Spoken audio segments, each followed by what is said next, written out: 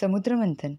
जब अमृत की खोज में देवता और असुर एक साथ आए, लेकिन अमृत मिलते ही भयंकर युद्ध छिड़ गया। सभी देवताओं ने एक साथ आकर राक्षसों पर आक्रमण कर दिया। एक एक कर सारे असुर ढेर हो गए। लेकिन फिर कुछ अजीब हुआ, जो सभी राक्षस जो मारे गए थे वापस जीवित होने लगे। ये देखकर सभी देवता दुविधा में पड़ गए। आखिर ये कैसी माया है जिसने अपनी शक्ति से ऐसा किया था। वो कोई मायावी असुर नहीं, लेकिन एक महान ऋषि थे।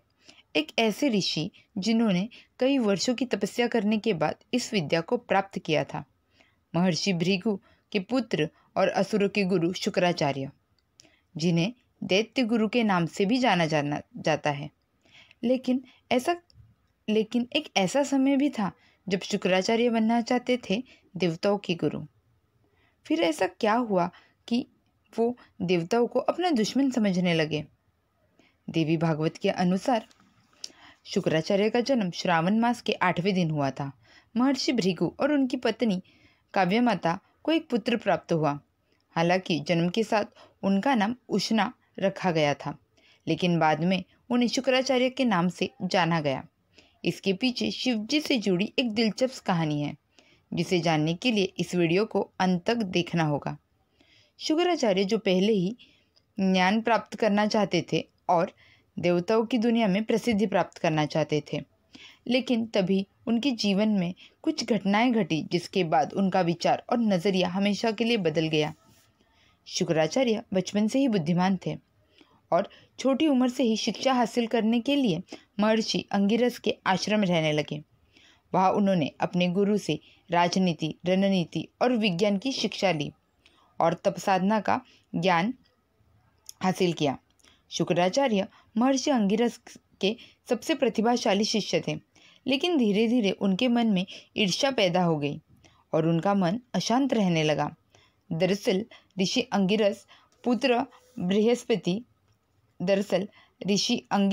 के पुत्र बृहस्पति उसी आश्रम में एक छात्र थे। कुछ समय बाद शुक्राचार्य को यह लगने लगा कि ऋषि अंगिरस अपने बेटे की तरफ ज़्यादा ध्यान दे रहे हैं।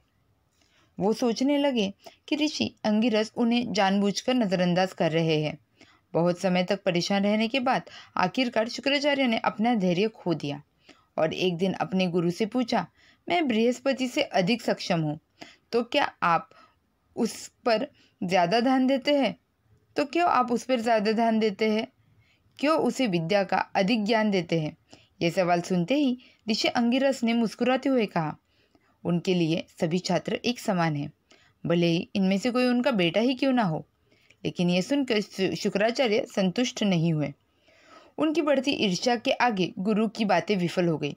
आखिरकार उन्होंने ऋषि अंगिरस का आश्रम छोड़ दिया और ऋषि गौतम के आश्रम पहुंचे। उन्होंने ऋषि गौतम को अपना गुरु मान लिया और उनके आश्रम में शिक्षा प्राप्त करने लगे। लेकिन जल्दी कुछ ऐसा हुआ जिसके कारण शुक्राचार्य की ईर्ष्या फिर से बढ़ने लगी।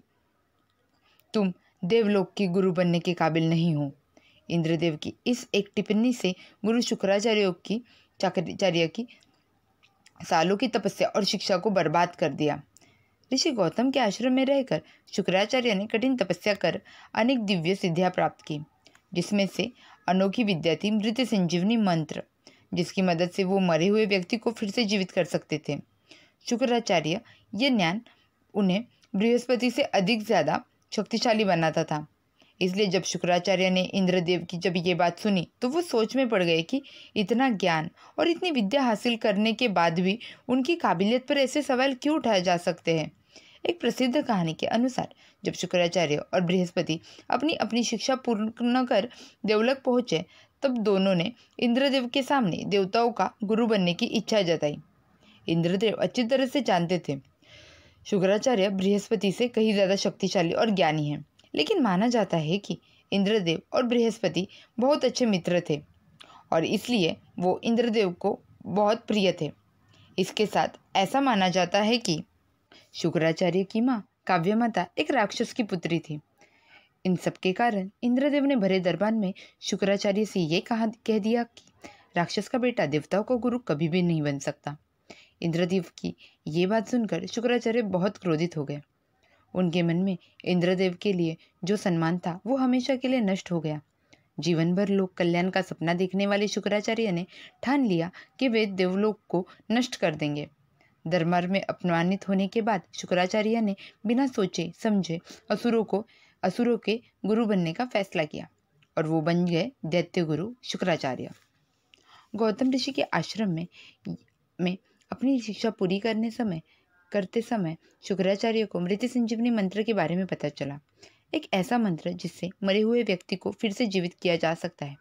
उन्होंने अपने गुरु को यह मंत्र सिखाने के लिए कहा, लेकिन उनके गुरु ने स्पष्ट शब्दों में ये कहा कि केवल भगवान शिव उन्हें ये मंत्र सिखा सकते हैं, जिसके लिए उन्हें कठिन तपस्या करनी होगी और भगवान शिव को प्रसन्न करना होगा। अपने गुरु की ये बात सुनकर शुक्राचार्य ने निश्चय कर लिया कि वो किसी भी हालत में शिव जी को प्रसन्न करेंगे और संजीवनी विद्या हासिल कर लेंगे। इसी इरादे से वो एक पेड़ पर उल्टे लटक गए और गहरी तपस्या में लीन हो गए। स्कंद पुराण के अनुसार शुक्राचार्य इसी स्थान पर और इसी हालत में हजारों वर्षों तक तपस्या करते रहे।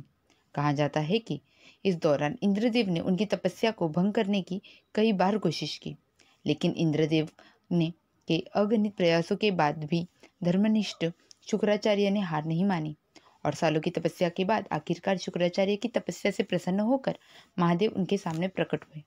उनकी इच्छा के अनुसार उन्हें मृत्यु संजीवनी मंत्र का ज्ञान दिया और बदले में शिवजी ने उनसे एक वचन लिया कि वो इस विद्या का गलत इस्तेमाल नहीं करेंगे।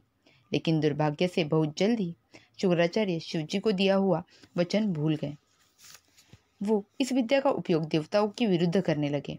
जब शिवजी ने देखा शुक्राचार्य इस विद्या का गलत इस्तेमाल कर रहे हैं तो वो बहुत क्रोधित हो गए। उन्होंने शुक्राचार्य को सबक सिखाने का फैसला किया। जैसे ही शुक्राचार्य को शिवजी के क्रोध का एहसास हुआ, वो उनसे बचने के लिए इधर उधर छिपने लगे, लेकिन शिवजी ने उन्हें ढूंढ लिया और अपनी क्रोध की अग्नि में उन्हें निगल लिया। शिव पुराण के अनुसार जैसे ही शिवजी ने उन्हें निगला, शुक्राचार्य उनसे क्षमा मांगने लगे, लेकिन भगवान शिव इतने ज्यादा क्रोधित थे कि उन्होंने कुछ भी नहीं सुना। शुक्राचार्य डर गए और शिवजी के पेट से बाहर निकलने का रास्ता ढूंढने लगे, लेकिन इसमें वो असफल हो गए। माना जाता है कि शुक्राचार्य इसी तरह हजारों वर्षों तक शिवजी के पेट में फंसे रहे, लेकिन फिर एक दिन उन्हें बाहर निकलने का रास्ता मिल गया। वो शिवजी के लिंग से शुक्र के रूप में बाहर आए और माना जाता है कि इसी कारण उन्हें शुक्राचार्य का नाम मिला। लेकिन जब महादेव ने शुक्राचार्य को देखा तब उनकी क्रोध की सारी सीमाएं पार हो गई। इससे पहले कि वो शुक्राचार्य को और कोई कठिन दंड दे, शुक्राचार्य माता पार्वती के चरणों में गिर पड़े और डर से उन्हें विनती करने लगे कि वो महादेव को समझाए। उनकी ऐसी हालत देखकर माँ पार्वती को उनकी दया आ गई। माँ पार्वती ने महादेव के सामने आई। शिवजी का शरीर क्रोध की अग्नि में जल रहा था, लेकिन माँ पार्वती को सामने देखकर वो शांत हो गए। माँ पार्वती ने उन्हें समझाया कि क्योंकि शुक्राचार्य उनके शरीर से बाहर आए, इसलिए वो उनके पुत्र के समान हैं। कुछ देर सोचने के बाद महादेव माँ पार्वती की बात मान लेते हैं और उन्हें माफ कर देते हैं और कहा कि आज से तुम मेरे पुत्र कहलाओगे।